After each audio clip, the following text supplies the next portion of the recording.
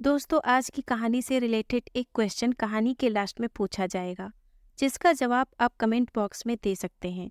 सही जवाब देने वाले 2 लकी विनर जीत सकते हैं एक सरप्राइज गिफ्ट। आज के क्वेश्चन के लकी विनर को ईमेल के माध्यम से संपर्क किया जाएगा, इसीलिए आप चैनल को सब्सक्राइब कर लें और कहानी को लाइक कर दें।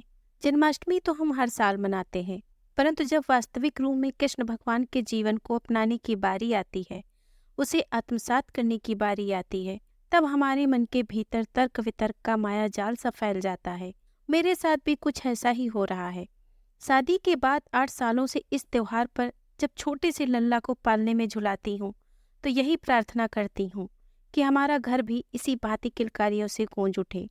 जब अपनी सासू माँ की आंखों में दादी बनने की चाह देखती हूँ, तब मन में एक असहाय सी चुभन सी उठती है। आज भी मेरी सासू माँ दादी बनने की आस लगाए कृष्ण जन्माष्टमी की तैयारियों में व्यस्त हैं कि इसी भांति एक दिन उनके आंगन में भी छोटा मेहमान जरूर आएगा। कितना विश्वास है उन्हें अपनी श्रद्धा पर क्या वो दिन कभी आएगा? क्या सच में इस घर को लल्ला की शरारतों या छोटी सी गुड़िया की प्यारी सी हंसी नसीब होगी? मैं अपनी सोच में डूबी ही थी कि तभी मेरे पति रंजन ने झुंझुलाकर मुझसे कहा, क्या सोच रही हो लिली? अरे, तैयार भी नहीं हुई अभी तक? याद नहीं, आज फिर डॉक्टर ने हमें बुलाया है। हाँ रंजन, बस मम्मी जी को पूजा की तैयारी में कुछ मदद कर दूं, फिर चलती हूँ। नहीं बेटी, तुम लोग जाओ, वह काम ज्यादा जरूरी है। पूजा का सामान मैं ले आऊंगी, सासू माँ ने स्नेह से कहा। सच तो यह था कि मैं भी थक गई थी डॉक्टर के चक्कर लगाते लगाते। शायद मैं कोई बहाना खोज रही थी जिससे आज मुझे डॉक्टर के पास न जाना पड़े। यदि मेरी यह हालत है तो रंजन की झुंझुलाहट तो अपनी जगह बिल्कुल सही है। आखिर यह सब मेरी ही जिद का नतीजा है। रंजन भी मेरा साथ देते देते थक चुके हैं और यह झुंझुलाहट उसी का परिणाम है। मैं जानती हूँ, संतान की लालसा लिए मझधार में रहने वाले रंजन का मन अब किनारा चाहता है। आखिर कब तक और किस उम्मीद पर मैं उनके साथ यह खेल खेलूंगी? सच तो यह है कि मेरा माँ बनना किसी ईश्वरीय चमत्कार से कम नहीं। तो फिर मैं रंजन की बात क्यों नहीं मान रही हूँ? आखिर गोद लेने में इतनी उलझन क्यों? 8 साल हो गए हैं हमारी शादी को। आखिर किस उम्मीद पर डॉक्टर के चक्कर लगाए जा रही हूँ? कोई चमत्कार हो जाए और मेरी गोद भर जाए। इन 8 सालों में हमारे रिश्ते ने भी कई उतार चढ़ाव देखे। मेरे भीतर पता नहीं कब हीन भावना ने अपना घर बना लिया। मुझे लगने लगा कि मुझ में ही कोई कमी है या शायद मेरे पिछले जन्म के पापों का ही फल है। यह वह समय था जब मेरे माता पिता, सास ससुर, पड़ोसी, मित्र, रिश्तेदार सब मुझसे बस यही सवाल करते कि मैं कब खुशखबरी सुनाने वाली हूँ। जिस प्रश्न से मैं भागना चाहती, मुझसे बार बार वही प्रश्न दोहराया जाता। कितनी ही बार मैं झूठी दलील देकर लोगों का मुंह बंद कर देना चाहती कि अभी हमने कुछ प्लान नहीं किया है, और तब कुछ लोग मुझे इस निगाह से देखते मानो उन्होंने मेरे मन का चोर पकड़ लिया हो।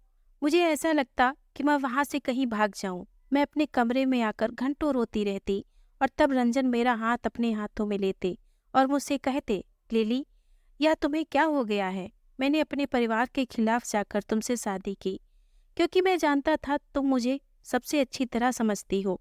तुम मुझे हर बुरे वक्त में संभाल सकती हो। तुम्हारे भीतर कई ऐसे गुण हैं जिसमें मेरे रूढ़िवादी माता पिता भी तुम्हें अपनाने से अपने आप को रोक न सके। आज घर के सभी लोग तुम्हारे जैसी बहू की आस लगाते हैं। तुम्हारी अच्छाई के आगे सभी ने घुटने टेक दिए। फिर क्या एक बच्चे के न होने की वजह से हमारे बीच कभी कोई दूरी आ सकती है? और यदि तुम्हारी उदासी का कारण बच्चे की कमी ही है, तो उसका भी उपाय है। हम किसी अनाथ आश्रम से बच्चा गोद ले सकते हैं। मैंने कितनी बार तुम्हें कहा, पर पता नहीं क्यों यहाँ आकर तुम्हारी बुद्धि पर जैसे विराम सा लग जाता है।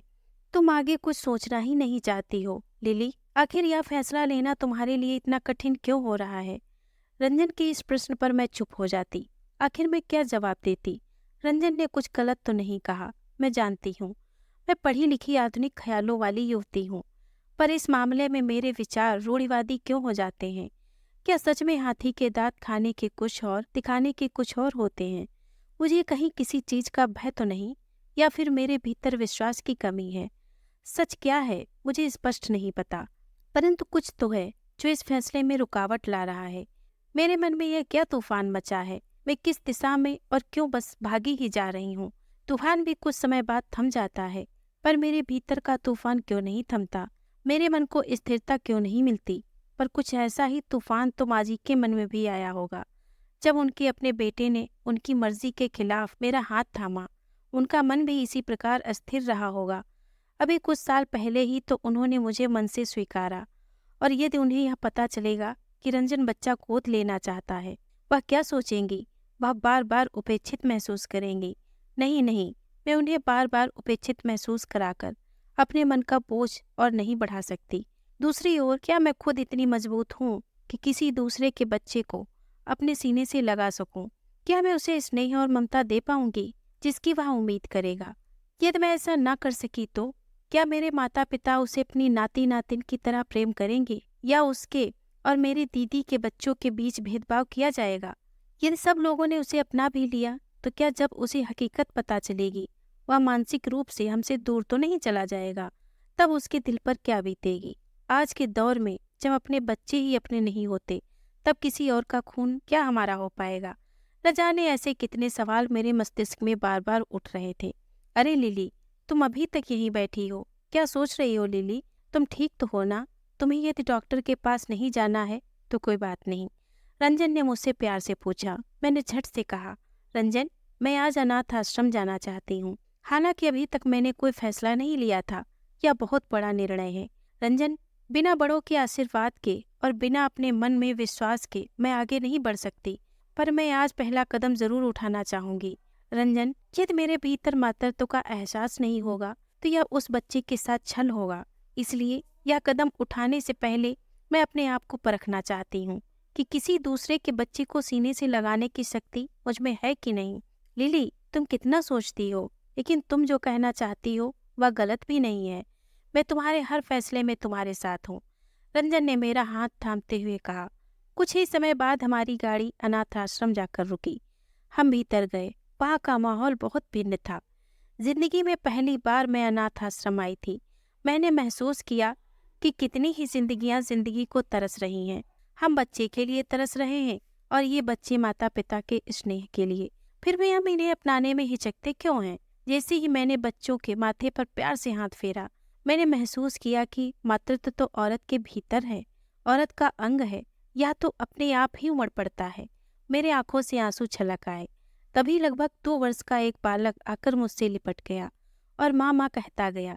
मैंने आंखें मूंद कर उस पल को जीना चाहा, उस एहसास को अपने भीतर समेटना चाहा कि अचानक आश्रम के लोगों ने उसे मुझसे हटाकर अपनी गोद में ले लिया। बाद में मुझे बताया गया कि वह बालक हर औरत को माँ कहकर ही बुलाता है और ऐसे ही सारा दिन मामा बोलता है। रंजन ने मुझसे अब घर चलने को कहा। मैं गाड़ी में चुप रही। रंजन ने भी मुझसे कोई बात नहीं की। वे जानते थे कि मेरे अंदर क्या चल रहा है। हम घर पहुंचे। अगले दिन जन्माष्टमी का त्योहार था। माँ जी कृष्ण भगवान का पालना सजा रही थी। मैंने उनसे पूछा, माँ, कृष्ण भगवान को जन्म तो देवकी ने दिया था ना? परंतु पौराणिक कथाओं में कृष्ण की माता के रूप में यशोदा मैया को ही पूजा जाता है ना माँ? यहाँ तक कि स्वयं कृष्ण ने सबसे ज्यादा स्नेह अपनी यशोदा मैया से ही किया। कृष्ण तो जानते हैं कि उनकी जन्मदाता कोई और है, परंतु उन्होंने उनका पालन पोषण करने वाली यशोदा माँ से ही सबसे अधिक स्नेह किया और यशोदा ने भी उन पर अपनी ममता न्यौछावर कर दी। ऐसा क्यों माँ? मेरी सासू माँ ने हंसकर कहा, बेटा, वो इसलिए क्योंकि जन्म देने वाले से कहीं ज्यादा बड़ा पालने वाला होता है, जैसे कि स्वयं कृष्ण जी के साथ हुआ। माँ, यदि यशोदा मैया के जीवन में लल्ला के आगमन से उनका आंगन किलकारियों और शरारतों से गुंजित हो उठा था, तो अपने आंगन में किसी देवकी माँ का लल्ला क्यों नहीं आ सकता? मैं उस लल्ले की यशोदा मैया क्यों नहीं बन सकती? यदि मैं यशोदा मैया की तरह अपनी ममता उस पर न्यौछावर करूंगी तो वह कृष्ण की तरह मुझसे स्नेह क्यों नहीं रखेगा? माँ, क्या वक्त के साथ प्रेम कभी बदला है? यदि वह तब संभव था तो अब क्यों नहीं? माँ, अब मैं जन्माष्टमी अपने लल्ला के साथ मनाना चाहती हूँ, परंतु आपके आशीर्वाद के बिना मैं आगे नहीं बढ़ सकती। हम आज अनाथ आश्रम गए थे, डॉक्टर के पास नहीं, और वहाँ मैंने वह महसूस किया जिसे मैं शब्दों में बयां नहीं कर सकती। यह कहकर मैं रोने लगी। रंजन वहीं थे। उन्होंने कुछ नहीं कहा। माँ जी अभी भी पालने में फूल लगाए जा रही थी। कुछ समय बाद उन्होंने मेरी तरफ देखा। उनकी आंखों से अविरल आंसू बहे जा रहे थे। वो बोली, पिछले जन्म में कौन से पुण्य किए थे मैंने जो तू मेरे घर लक्ष्मी बनकर आई? तेरे संस्कारों की छाँव में क्या कभी कुछ गलत हो सकता है? जो आज तूने यह सब कहकर मेरी आंखें खोल दी। प्रतिवर्ष मैं कन्हैया जी से यही प्रार्थना करती कि वो मेरे आंगन में कब आएंगे, परंतु मैं यह भूल गई थी कि कन्हैया तो यशोदा के गर्भ से नहीं बल्कि देवकी के गर्भ से इस पृथ्वी पर आए थे। जा बेटी जा, आज अपनी लल्ला को घर लाने की तैयारी कर। रंजन और मैं माँ के गले लग गए और तब मैंने जाना कि यदि ईश्वर हमें कोई संकट देते हैं तो साथ ही उसका समाधान भी जरूर देते हैं। यह हम पर निर्भर करता है कि हम अपने संकट के समाधान के लिए कौन सा रास्ता चुने, और जो फैसले दिल से लिए जाते हैं वो कभी गलत नहीं होते। दोस्तों, अगर आपको ये कहानी पसंद आई हो तो प्लीज़ इसे लाइक और शेयर करें। अगर आप हमारे चैनल पे नए हैं तो प्लीज़ इसे सब्सक्राइब करें।